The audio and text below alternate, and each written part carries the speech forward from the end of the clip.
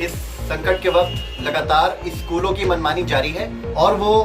Fees माफ करने को तैयार नहीं है। खासतौर से रामपुर के जो बड़े स्कूल हैं वो लगातार बच्चों के अभिभावकों को मैसेज भेजकर, कभी कॉल करके लगातार बंद स्कूलों की फीस डिमांड कर रहे हैं। इसी को लेकर हम नो स्कूल नो फीस का मूवमेंट चला रहे हैं। हमारा मानना यह है कि जब स्कूल बंद है तो फीस क्यों। ऐसी परिस्थिति में बहुत से अभिभावक ऐसे हैं जो मेरे पास आते हैं और उनकी परेशानी का आलम यह है कि उनके घर में इस वक्त खाने पीने की बहुत बड़ी समस्या है। बावजूद इसके स्कूल के लोग इस बात को मानने को तैयार नहीं हैं और वो लगातार मैसेजेस भेजकर उनसे फीस जमा करने के लिए दबाव बना रहे हैं। अब से कुछ दिन पहले तमाम अभिभावकों ने मिलकर ये तय किया था कि चलिए मान लेते हैं कि आपके स्कूल के जो मूलभूत खर्च हैं वो भी निकलना चाहिए। ऐसे में जब स्कूल बंद है तो आप लाइब्रेरी का चार्ज, कंप्यूटर का चार्ज, बिल्डिंग का चार्ज, बिजली का चार्ज, ट्रांसपोर्टेशन, ये तमाम चीज़ें वेव ऑफ कर दीजिए, जिससे आपकी सिर्फ ट्यूशन फीस अगर आपको दे दी जाए बंद स्कूलों की तो उससे आपके स्कूल के खर्च, टीचरों की सैलरी भी निकल जाएगी, स्टाफ का खर्च भी निकल जाएगा और अभिभावकों को बहुत बड़ी राहत महसूस होगी। लेकिन स्कूल वाले कोई भी नेगोशिएट करने को तैयार नहीं है। इसी संबंध में हम कई बार जिलाधिकारी महोदय से लेकर बेसिक शिक्षा अधिकारी तक अपनी बात को रख चुके हैं। आज इसी क्रम में हमने रामपुर जिले के इंस्पेक्टर ऑफ स्कूल से मुलाकात की है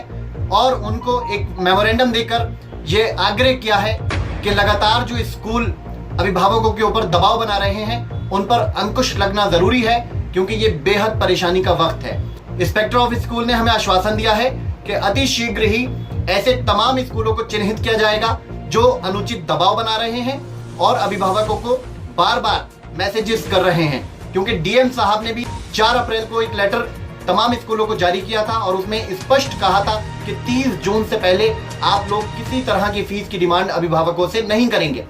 तो ये स्कूल लगातार डीएम साहब के आदेशों का भी वायलेशन कर रहे हैं। इसी क्रम में हमने आज शिकायत की है। मुझे लगता है कि उस पर न सिर्फ जांच होगी बल्कि दोषी सिद्ध होने पर उनके खिलाफ सख्त कार्यवाही भी होगी और ऐसा आश्वासन डीआईओएस साहब ने भी मुझे दिया है कि वो अति शीघ्र ही इस समस्या का समाधान कराएंगे और जो बच्चे वास्तव में परेशान हैं उनकी फीस माफ कराएंगे। ये फैसल खान लाला जी यहाँ पे आए थे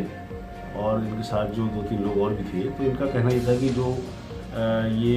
लॉकडाउन के समय जो स्थिति बड़ी ख़राब हो गई थी और गार्जियंस के पास फीस नहीं थी, तो सभी जो गार्जियंस जो बहुत गरीब हैं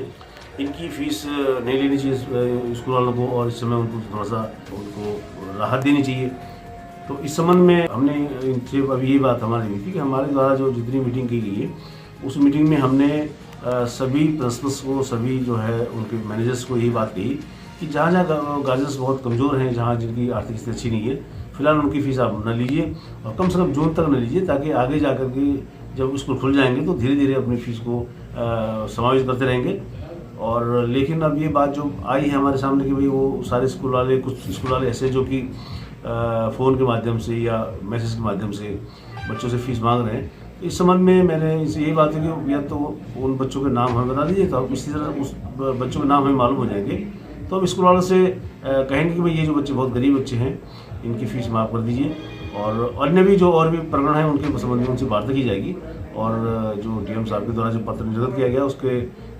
पालन किया जाएगा और सारे जो गार्जियंस हैं जो बहुत कमज़ोर हैं और जिनकी फ़ीस जो है, जिनको बड़ी दिक्कत हो रही है, उनके संबंध में मैंने इससे बात की जाएगी, प्रोफेसर बात किया कि उनकी फ़ीस